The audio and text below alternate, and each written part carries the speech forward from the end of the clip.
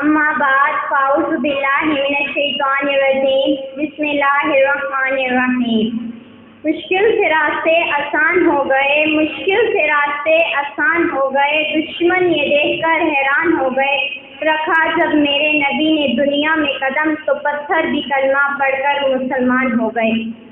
جناب صدر اور میرے ہم مکتب ساتھیوں، نگاہ عشق مستی میں وہی اول وہی آخر، وہی قرآن وہی فرقان وہی یاسین وہی طٰہٰ۔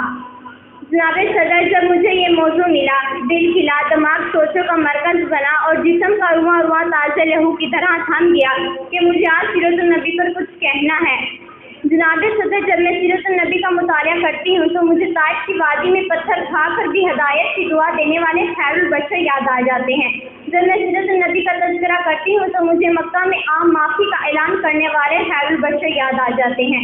جب میں سیرت النبی کا مطالعہ کرتی ہوں تو مجھے ہندا کو معاف کرنے والے خیر البشر یاد آتے ہیں۔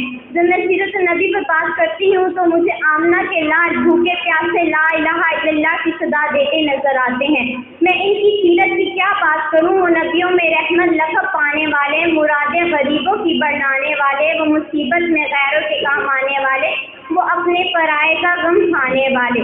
جناب صدر، آج کی دنیا والے کسی کی دیانت پر ناز کرتے ہیں تو کسی کی خوبصورتی کی بات کرتے ہیں، کسی کے احساس پر ناز کرتے ہیں تو کسی کی سخاوت کی بات کرتے ہیں تو کسی کی امانت پر ناز کرتے ہیں۔ تو میں اس نبی پر کیسے ناز نہ کروں جس میں یہ ساری خصوصیات پائی جاتی ہیں۔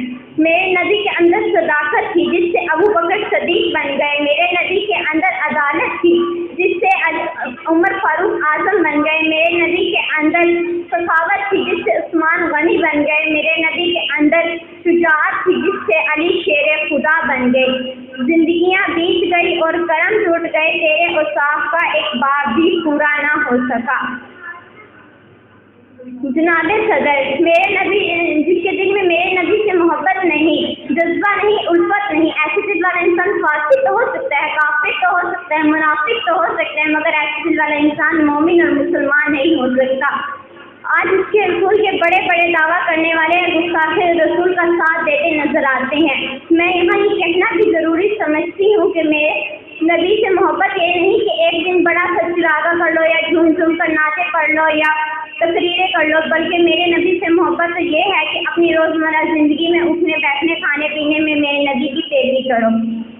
جناب سر، دل تو نہیں چاہتا کہ اس موضوع کا اختتام کروں، کچھ وقت کی قلت ہے، مضمون کی طوالت ہے، کچھ کہنے کی حسرت ہے، الفاظ کی کثرت ہے، کچھ کہہ بھی نہیں سکتی، چپ رہ بھی نہیں سکتی۔ جناب صدر، ابتدا بھی وہی ہے وہی اختتام، میرے نبی پر ارب و درود و خرب و سلام۔